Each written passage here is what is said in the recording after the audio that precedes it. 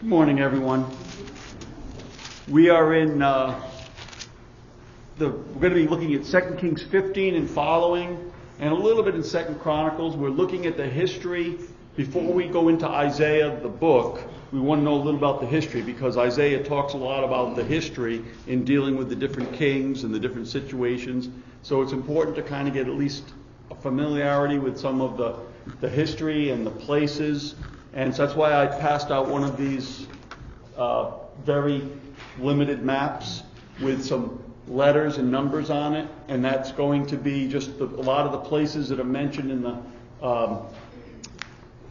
letter or book of Isaiah. And so I want you to at least have taken a few minutes at some point and tried to go through and literally write down what the different nations are, the different rivers, the different bodies of water that are on there. And so I'm going to just take a few minutes to go through that, and I want you to do that on your own a couple of times, so that as we're going through Isaiah, these names will start being familiar, and it will make more sense to you, and you'll get more out of what's going on in Isaiah. All right, let's begin with a prayer. I think that's the end of people floating in. Let's have a prayer.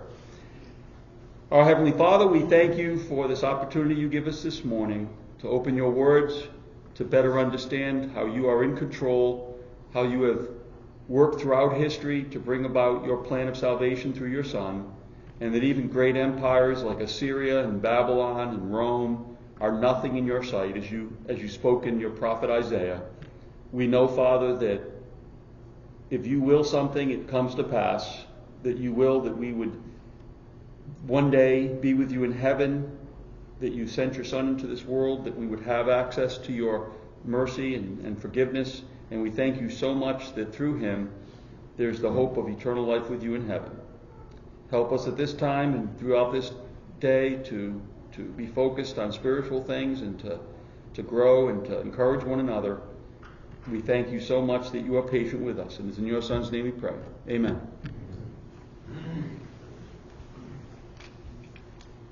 All right, so I'm just going to go through this again, and I want to, and let's see if this is working now. Okay, let's see if it advances. Great. Okay, that thing's working. Good. So, if we go through this map, here's the land of the Jews, this small area. I kind of exaggerated the Sea of Galilee, the Jordan, and the Dead Sea so you can see it, because, it's such a small region. When you're looking at the big region, you kind of lose where the land of Canaan is. It's fairly small. But this is the region, and you have an I and a J. I put those purposely, I and J. What are those two places? Israel and Judah. So those if you should know those by now, but you should get familiar with the whole coast here of the Mediterranean Sea. This represents the delta of the Nile, and then the Nile is starting way down here and coming through all these countries into what we would call Lower Egypt, which is always weird because R is Lower Egypt, Q is what? Upper Egypt. Then you have down here what would be Cush or Nubia, and then even below that is Ethiopia. And there's some overlap in those. So I think of Luke, Luke, Lower, Upper, Cush, and Ethiopia is a way to remember those places. But anyway, that's here along the Nile. What is this body of water? It comes up in two sections. The Red Sea. Way over here we have the Persian Gulf. I just put that one. What's this one? The Caspian Sea. And so that's a good, and it's not exactly, but it's sort of, you go across here, you get the Caspian Sea kind of within this area. These two rivers, starting here, Persian Gulf, they come this way. But this one is the one that everybody knows is the what? Euphrates, and the other one is the Tigris. Okay. All right. So we have down here some numbers: Nile, Red Sea, Sea of Galilee, Jordan, Dead Sea. Which, by the way, that would be, if you look at it, that's 6 here, right? Euphrates River, we have numbers here, so you can put them in, and then the Caspian Sea. So you would then know the numbers, and either you want to write them on the map, or put the numbers on the side, doesn't matter, or do both. But just to familiarize yourself with these. Down at the bottom, the cities, W, X, Y, Z, you have Nineveh. Nineveh is up in this general area. It's about across here. And it's on the Tigris River. And then there's Damascus. And Damascus, anybody know where Damascus is? Okay, right in this area, Y, it's northeast of the Sea of Galilee. It's not that far. That's where Paul was on the road to Damascus, right? And then you have Thebes and Tyre. And I have Thebes is down here. It might not be the exact place, but it's down quite a ways on the Nile, or up a ways on the Nile. It still seems weird to do that. And then where is Tyre? It's right along the coast, just north of the Sea of Galilee. That's part of this region right here, which is what region is along the coast north of the Jews? Phoenicia. That's the people they would go, and they'd sail all over the Mediterranean and probably beyond, great merchants that Isaiah, and especially Ezekiel, talks about, different prophets. All right, so if we go through here, we get those. Nubia is Cush, and again, sometimes it's very similar with Ethiopia, because all these different parts are kind of somewhat connected, and sometimes some people from these are kings. And during the time that we're talking about, there were Nubian kings, the 25th dynasty, ruling over Egypt. So there's some connections there. Philistia, anybody who's been studying the Bible should know sort of where Philistia is. Where is that? It's S, right along the coast, mostly where Judah is, but okay, we have Kedar, which is, and so it's Arabia, but in the Bible it's called Kedar. Okay, if you got your map, you get that piece of paper. If you don't have one, there are some around, but you have this, and Kedar is Arabia, so that would be E. And typically we think of Arabia as this whole big, Saudi Arabia peninsula, but Arabia would probably have been up in this area, and they would have been fairly close to the Jews in that region. And then you have Edom, Moab, and Ammon. Edom, Moab, and Ammon. What's special about those three nations besides being very close to the place of Israel and Judah? Excuse me? They're related to the Israelites. They're related. Edom was what person's descendants, sort of? Esau. Mixed with who? Esau. Esau. And then Moab and Ammon are associated with whose descendants? Lot's. So this is all kind of family. K, H, and G. Those are Edom, Moab, and Ammon. And then you have Aram, which that's the proper name for it, but it's also known as Syria. And there's something about that name that's connected with both Assyria and Syria, so that's why it's named Syria. But Aram, and some different Bibles would give a different name, so that's F, that's Aram. And the reason why this is larger is because they're going to play a big role in Isaiah. You're going to hear about Abram several times. All right? And then Assyria, well, that's this region up here. And they controlled a huge area at the time Isaiah is the prophet. And then B would be who? Babylon. What's the other name? I mean, it's not exactly the same. What's the other name for the Babylonians? The Chaldeans. So you hear that name sometimes. And then we have finally Media and Persia. And the Medes were up here right below the Caspian. And down here, actually really even over here are the Persians. Okay, so that really I think should even be further south. But you get the general idea. And there's another place called Elam. I didn't put it on there. Elam is probably more like here, and then Persia's down there. Sometimes you hear that name, but it's not as important if you don't. So the major ones, these are the places in general that you're going to see as you read Isaiah. You're going to hear about these places, and it's good to have at least some idea. And it doesn't hurt to have a map with you as you're reading Isaiah, and it mentions a place. Then you've got, something in your mind to say, all right, this is what's going on and when it's going on. All right. So what I want to do today is I want to go through some passages in 2 Kings and 2 Chronicles because it's giving us the skeletal framework, the history of the nation. And that's important because Isaiah is going to be dealing with certain kings and certain situations that are going on and certain attacks. And so it's good to understand the history so we know what's going on in Isaiah. All right. So I'm not going to go through, obviously, the whole entire history, but I want to point out a few key things. This is where I have working on my PowerPoint, and it died on me as I froze up. So I didn't get as much as I wanted, but I've got this new chart here, trying to make it a little bit more obvious to read. And we did this last week. We looked at the kings of Israel, Judah, and then we have Assyria and Egypt, and we could also put Aram up there, but it's really only one that's mentioned, so it's not really that critical. But Israel, you have this long reign of Jeroboam and Uzziah, or Azariah. They reigned about the same time for a long period of time. They go back this way a little bit. I just started here.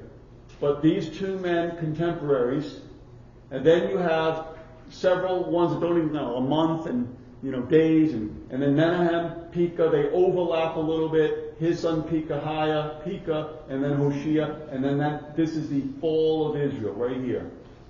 So that's the northern kingdom. In Judah you have Uzziah, Jotham, Ahaz, Hezekiah, and then Manasseh. And if you notice that they're overlapped, and we mentioned last week, what's the reason for this overlap? Why would they be like that? Too old. Good. So the king hasn't died yet, but the son takes over, and so they would call it a co-reign. And so sometimes they are, and there's not a complete agreement as to exactly when they overlap and how. But this is an approximation. This is not meant, like if you're going to look at this and say exactly when did it begin, it's within a couple of years. All right? But the point is, you see Uzziah, Jotham, Ahaz, Hezekiah, and Hezekiah and Ahaz at the time of the fall of Israel, and then the attack, which we haven't got yet, down here, of Judah. Okay? But meanwhile, in Assyria, you have Pul, or he's also called in the Bible Pul, or Tiglath-Pileser III. I have no idea how to pronounce that, but that's how I pronounce it. Then you've got Shalmaneser, then you've got Sargon, then you've got Sennacherib, Esarhaddon, and Ashurbanipal. These are pretty much later, and it's really out of our range for what matters, but they have some impact on the stories. In Egypt, there's only two that are mentioned, but there seems to be at least some differing things. There's this guy So, and there's different beliefs about who So is, and I'm not going to tell you that I know, but there's possibly this Osarka the fourth. There's also some other people that thought maybe this is the one that's So. And part of the reason is because in Egypt, you have those different sections.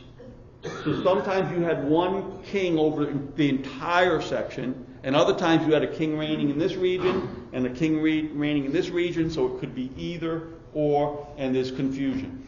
So then you have this man Tirhakah, and he's the one that's going to be mentioned in the Bible later. So again, to have this name kind of down, we're going to come back to it several times as we go through Isaiah and this history. All right, so the first place we're going to start is in, first of all, I'll advance it. I think I do. Wow. See, it saved some of them, so I've got at least some of them on there, and then I'll have to go from there. But somewhere back here, during the days of Jeroboam II, 2 Kings 14:25 tells us that there was a prophet named Jonah who prophesied during the days of Jeroboam. Okay? So, if I remember, this is Jeroboam II because back in the days of, right after Solomon, there was the Jeroboam that was given the kingdom to start with. So this is Jehu's descendants here, and Jonah is warning Nineveh. So he goes to Nineveh, and at this point, Nineveh is a great city, but Nineveh was not the capital. And actually, there's several cities, and I didn't get that slide up, which I wanted to, but there's several big cities right around Nineveh that were kind of all important, but the capital would sometimes be in different places. So Sennacherib was going to make Nineveh the capital. So it's an important city, but it's not the capital of Assyria until Sennacherib. But Jonah goes to, and he's either going to that city or he's going to that group of cities. And so some people say it was a 3 days journey, and they say that it might have been, he's going to several of the cities that are in that region to warn them. But he goes and he warns what people, basically? The Assyrians. And way back here, they're not really a big threat to Israel. I'm sure they're being a problem, but they're not the big threat. That big threat is going to come in the future. But already we see that Jonah, God is involved, and he's warning them, and they repent, at least temporarily. In 2 Kings 15:19, I don't know if I have this one. 2 Kings 15:19, it says, Pul, king of Assyria, that would be the same man Tiglath-Pileser mentioned later. Pul, king of Assyria, came against the land, and Menahem gave Pul 1,000 talents of silver so that his hand might be with him to strengthen the kingdom under his rule. So Menahem exacted the money from Israel. I'm sure people didn't like that, but he wanted his kingdom to be strengthened. So Menahem is giving tribute to Pul. So we already see if he's giving tribute to Pul, that means that Assyrians must be starting to have some influence in that time period. So during the days of Menahem, he gives tribute to this guy Pul, or Tiglath-Pileser III. All right, so as you go through 2 Kings 15, go down to verse 29. In the days of Pekah, king of Israel. So now if you go up and you see, oh, here's Menahem and here's Pekah. And it's thought that the way that they figure this out, and again, it's not 100%, they think that Menahem and Pekah were both reigning at the same time as rivals, and then finally Pekah wins out over Menahem. But because there seems to be an overlap there. But anyway, in the days of Pekah, it says in verse 29, Tiglath-Pileser, king of Assyria, came and captured Ijon, Abel, Beth, Maacah, Genoa, Kadesh, Hazor, Gilead, and Galilee, all the land of Naphtali, and he carried them captive to Assyria. So what we find out is you have this tribute given, and then about 10 or 20 years later, you've got a big chunk of Israel that's being taken away into captivity. So it's beginning. It's not all one chopping off of Israel. A lot of the northern part of Israel was taken away into captive. Again, I don't know. Good. At least I got this map up. So you got, if you look at the map, here's the land of Israel. There's the Sea of Galilee, the Jordan River, the Dead Sea. So you have basically Judah and then all of Israel. And he took the land east and north and the Sea of Galilee. He took those Jews away. That land is now his. So it's already started. Okay? And by the way, this is going to come into play in Isaiah. It wasn't just like Isaiah is speaking and all of a sudden Assyria comes and just takes away all of Israel. There was already starting to be some influence in the nation. All right? And that's just the way, and that's typically the way it is. By the way, all these different kingdoms, do they just all of a sudden become the empire? Just all of a sudden one day, okay, we're the empire? Or are they all jockeying for position? So even when Assyria is the empire, is Babylon just some little nothing? Or is Babylon a powerful subgroup? And what are they trying to do? Throw off the yoke of Assyria and become the nation, or first of all become free and then become the empire itself. And so there's always this jockeying for position among these nations. All right. But anyway, the northern part of Galilee and above, because this was all land of the Jews, was taken away into captivity. All right. Let's see. Next passage. 2 Kings 15, verse 37. 2 Kings 15, 37. In those days, the Lord began to send Rezin, king of Aram, and Pekah, the son of Remaliah, against Judah. And this is describing pretty much the time we'll put it up here. I think I've got another one. Okay, yeah. That's where it started freezing up on me, and I could not get this thing to change. It just froze completely. So anyway, that's where we ended. So, during the days of Pekah, it says he and the king of Aram, which is Rezin, came and attacked Judah. And so that would be either Jotham or Ahaz, or they were both at the same time. So at this, probably in the days of Ahaz, they start attacking him. So it's the northern kingdom, with the help of Aram, attacking Judah. All right. How do you suppose that came about? How were they able to attack Judah?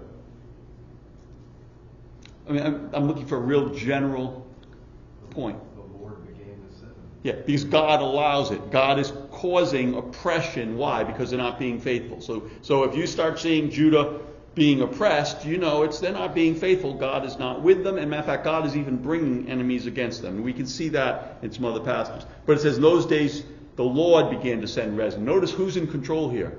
It's not Rezin. It's not Aram. It's not Israel. It's God bringing these decisions. All right, so, and that's important to understand because Isaiah says all these things, or God through Isaiah says, look, these nations are nothing. They're like a drop in the bucket. They're like less than nothing in Isaiah 40 about their power.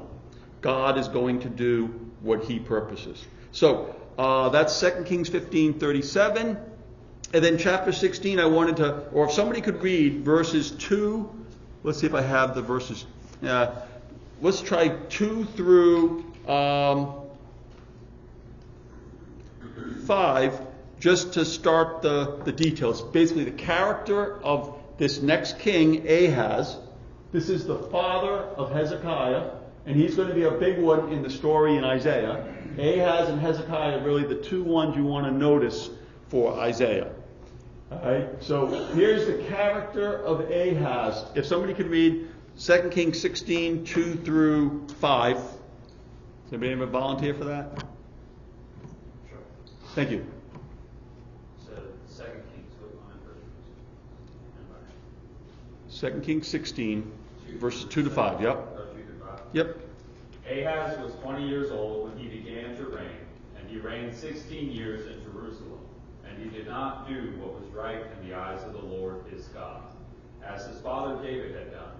But he walked in the way of the kings of Israel. He even burned his son as an offering, according to the despicable practices of the nations whom the Lord drove out before the people of Israel. And he sacrificed and made offerings on the high places and on the hills and under every green tree. Then Rezin, king of Syria, and Pekah the son of Remaliah, king of Israel, came up to wage war on Jerusalem, and they besieged Ahaz, but could not conquer him. When it says he's not like his father David, that's kind of an understatement, isn't it? He was a corrupt king, and because of that, no surprise, God is allowing Aram and Israel to come and oppress him. But it says they could not overcome him. You think that's because he was so strong? Probably not. What's going on here also probably? Yeah, God's allowing them to be oppressed, but not to be taken over.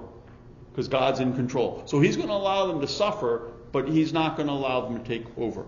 And then it mentions, I'm just going to say in verse 6, at that time Rezin, king of Aram, recovered Elath from Aram, cleared the Judeans out of Elath entirely, and the Arameans came to Elath and have lived there to this day. So it's saying that they started taking sections of Judah. So Judah's starting to get whittled away. God's allowing that, but he's not letting them be taken over.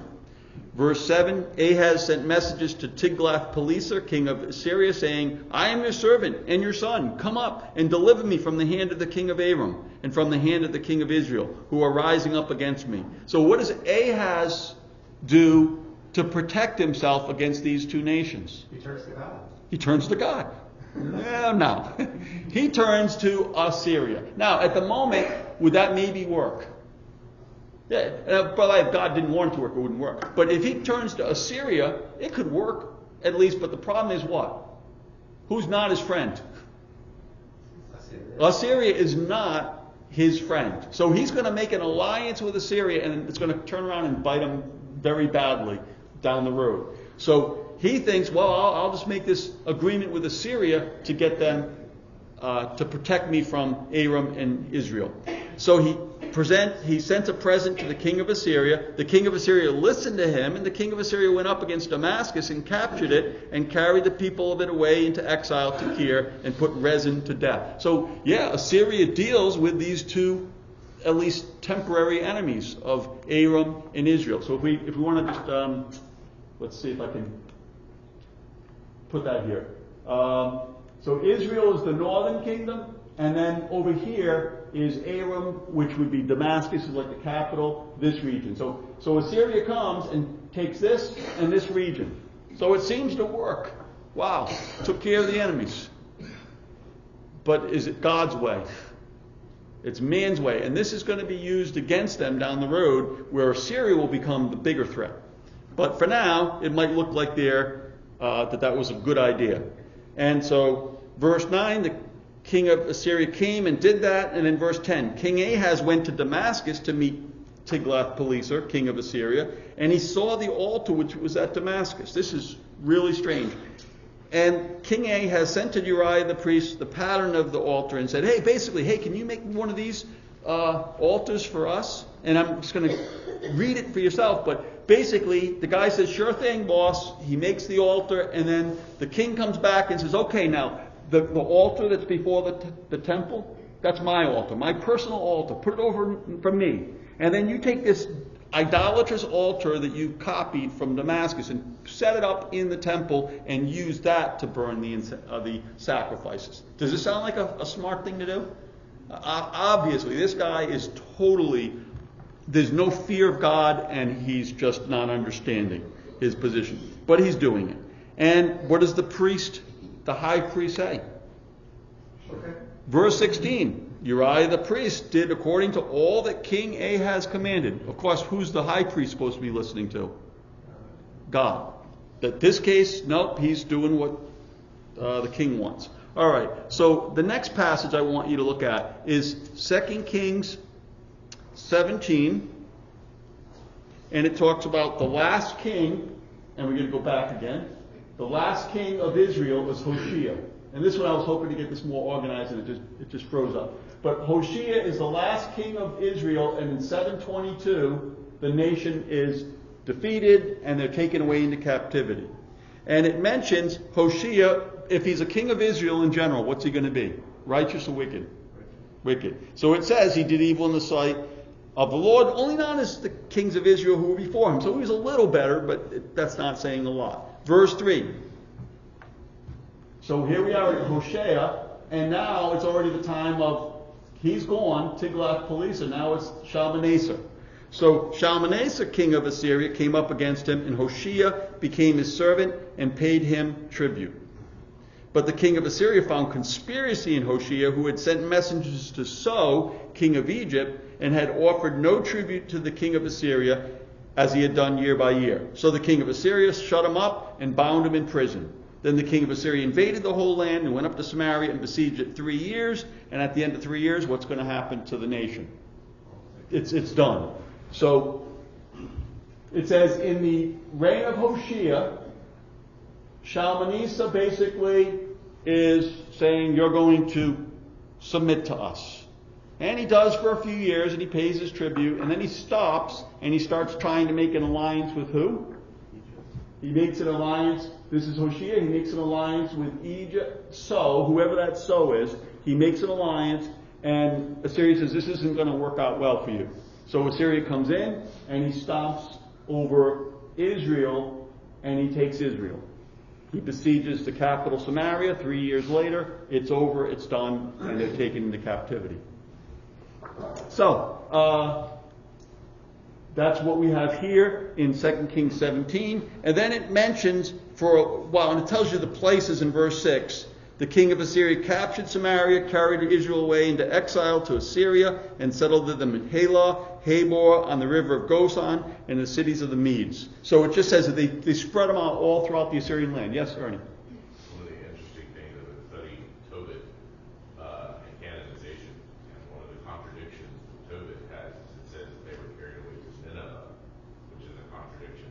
Oh, I hadn't heard that. It's interesting, yeah. But I think that it is a contradiction. But again, if it says Nineveh, that could be just a general statement of what? Like Assyria and the Syrians. So I'm not sure. I think it is still relevant. But sometimes people get a little bit too particular about, exactly how it's said. I don't think Tobit has anything to do with the Bible. But yeah, there's stuff like that where there's inconsistencies of how they represent the history. So we have the end of Israel right here, and then they're sent into captivity, and it explains why God did that. What's the basic reason? Why did God destroy the northern kingdom? They sinned. They rebelled against God. How many times? Over and over again. Did God warn them through prophets? Yes. And had God done many wonderful things for them? Yes. But then they were sent into captivity. And then it mentions, and this is important too, it's gonna not be so much important for Isaiah, but for other books in the Bible. After they were taken captive, did that land just remain completely desolate? I mean, there were still some people, some of the poorer people, but did it remain desolate, or what did Assyria do? Sorry? Resettled. Yeah, he took foreigners from other places because they would just mix and match people. They would just put them all, keep them weak. So they brought people from other places and resettled them into the land of Canaan. In the land of Israel, the northern part of Canaan. And so there were other peoples that came in here. Ezra 4 verse 2 says people have been settled by Esarhaddon. And there's actually, I don't know if I have this. I might. I don't think I got. Yeah, see, that's where everything else after that didn't work. There is a something called it's Nimrod, but it's called the Nimrod Prism. So there's this thing in a museum, and it's the Nimrod Prism, and it basically is Sargon II. So we got to back up. Sargon II is this guy here. He was involved with maybe the final. He was like with his father in the destruction of Israel in 722. And Sargon, there's this cylinder, and he says, basically, a part of it says, I repopulated Samaria more than before. I brought into it people from countries conquered by my hand. I appointed my eunuch as governor over them, and I counted them as Assyrians. So there's actually a record of people having been brought back in and resettled by that guy Sargon II, who's in that same period. And that's the Nimrod Prism of Sargon II. So, 2 Kings 17, other people came in. If you remember, they really were just a bunch of idolatrous people, and God sent lions. People started dying. They started saying, the God of this land is attacking us, against us. So they bring a priest of Israel, which can't be too good, a priest of the northern kingdom back to teach them about God. So they learn to fear God and to fear their other gods, which is ironic.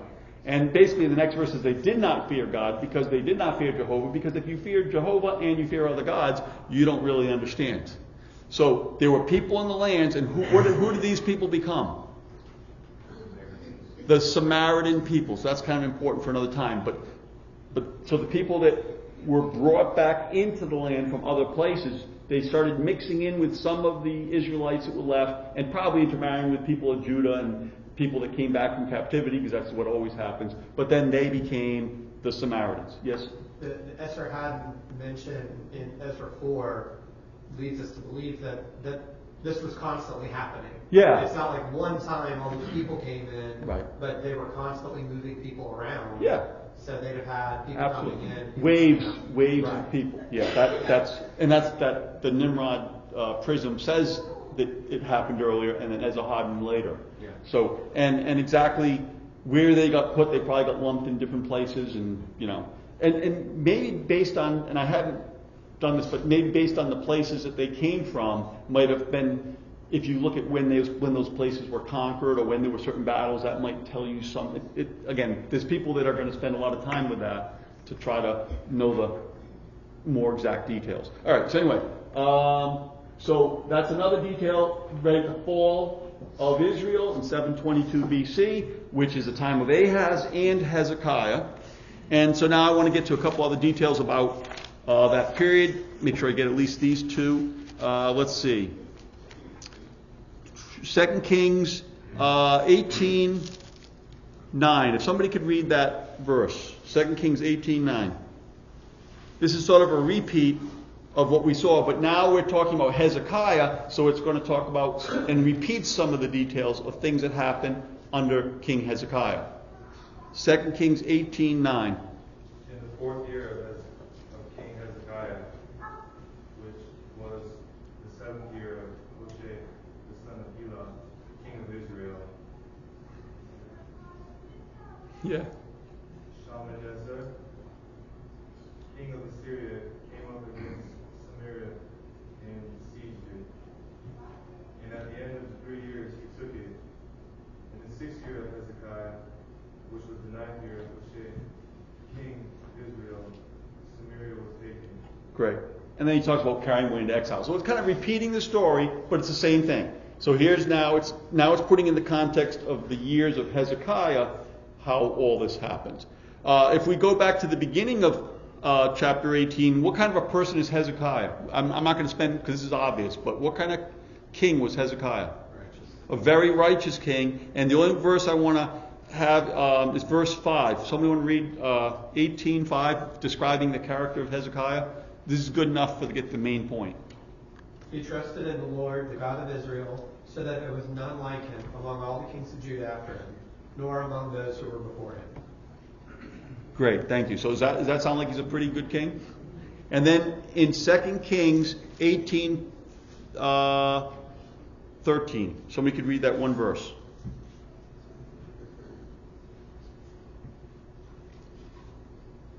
Now in the 14th year of King Hezekiah did Sennacherib, king of Assyria, come up against all the fenced cities of Judah and took them. Okay, so in the 14th year of Hezekiah, so that's about 10 years later approximately. So now here's Hezekiah. Somewhere here, there's this the taking of Israel, and then in the 14th year, there's now this Sennacherib. That would be 701 BC, right here, in this period, 701. That's where you have Sennacherib now coming against Judah and King Hezekiah. That's what's going to be a very important in Isaiah 36 to 39, or 36 to 37, I guess, is King Sennacherib of Assyria coming against Hezekiah, king of Judah. That's going to be an important event. So I wanted to get these details from the history. And then there's more history about Hezekiah that we can look at. We'll do that when we go through Isaiah. And we're going to look at a little bit more Ahaz. But in general, Uzziah was a fairly good king, although he got a little bit, a lot prideful.